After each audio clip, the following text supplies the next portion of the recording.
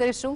ગુજરાત નજીક અરબ સાગરની અંદર સર્જાયેલું low pressure આગામી દિવસની અંદર ડિપ્રેશનમાં ફેરવાય તેવી શક્યતા છે અને જેના પગલે ગુજરાતની અંદર ભારેથી અતિભારે વરસાદની આગાહી પણ વ્યક્ત કરવામાં આવી રહી છે।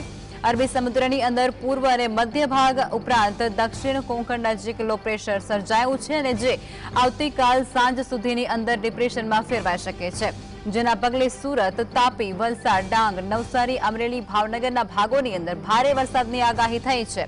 ભરૂચ અને નર્મદા સાથે છોટાઉદેપુર જિલ્લાની અંદર પણ વરસાદને લઈ અને યલો એલર્ટ જાહેર કરાયું છે।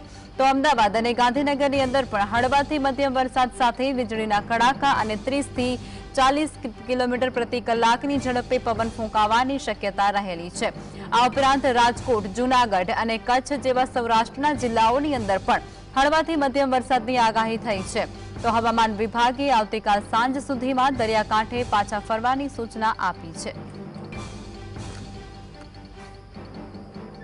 अगले 7 दिनों तक गुजरात रीजन में और सौराष्ट्र कच्छ में हैवी रेन दे रहे हैं आइसोलेटेड प्लेसेस पे, और थंडरस्टॉर्म रखा है हमने 7 दिन के लिए गुजरात रीजन और सौराष्ट्र कच्छ में।